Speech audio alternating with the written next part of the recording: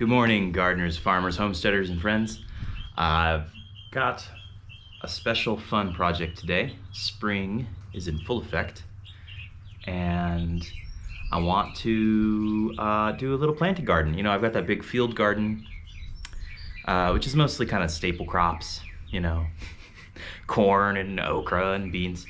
And that didn't really leave room for, you know, some of the more traditional summer bounty of cucumbers and tomatoes and peppers and herbs and those sorts of things. And I didn't want to miss out, you know? So I was thinking, you know, I've got a whole bunch of those cow tubs because I saved them because I'm a maniac. And I'm thinking about planting them in my front yard and making a cool front yard herb and vegetable garden along the walkway. But yeah, building something pretty today. Pretty project weekend. So, all right, let's get to it. I went ahead, I got a whole bunch of these tubs here. As you can see, I got a whole bunch of these tubs. I went ahead and drilled out a couple holes on either side for drainage. I find that you want to put the holes in the side instead of the bottom because if you put the holes in the bottom, roots will find it and go down into the ground, which is great. Like, the plant will actually do better usually. But if you ever want to move it, or say put it in your garage or whatever for the winter, you'll find that suddenly it's a lot more difficult and dangerous for the plant. So if you put them in the side, the plants don't daylight as much, and when they do, or if they do, you can see them. So anyway, that's that. All right, I got it.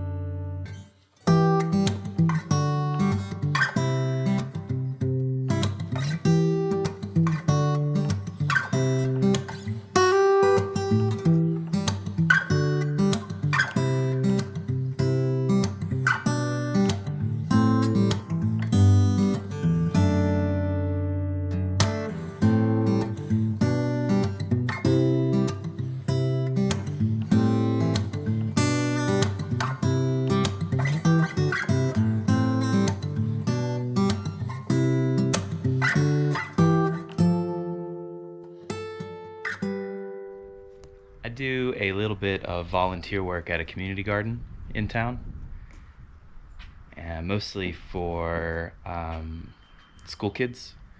They call it like the alternative school. Basically, it's kids who need a little help or who have anger problems, or things like that. Middle school, early high school, or I guess junior high, and it's awesome. Those kids are great.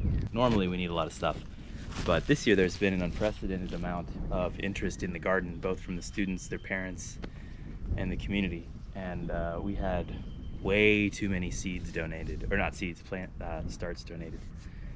So we planted every square inch of bed and then some, every pot and then some, gave a bunch as gifts, and there's still, as you can see, a ton left.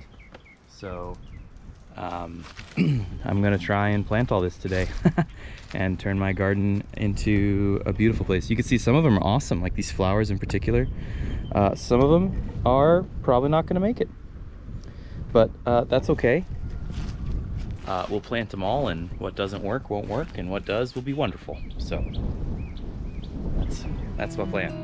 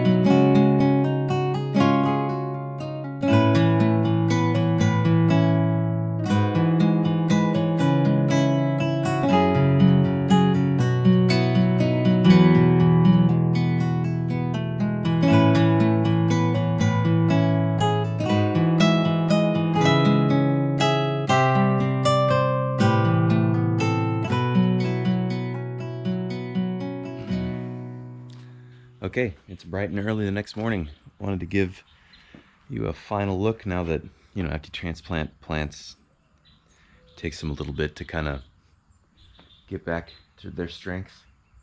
But anyway, here's kind of everything as it stands. It'll be nice when they fill in. We got to get stuff in the pots. This is like Laura's thing, so I didn't want to do that without her. But looks great. And these look awesome. I don't think these tomatoes are going to do much because they're determinants. They're probably already, done what they're going to do. But we'll see. I'm pretty happy with the result. For free plants, plants that cost me nothing. Well, thanks for coming along on this side quest. I appreciate the break from my regular scheduled farming. It was fun to get a little bit of cool gardening done. And yeah, I think I quite like the results.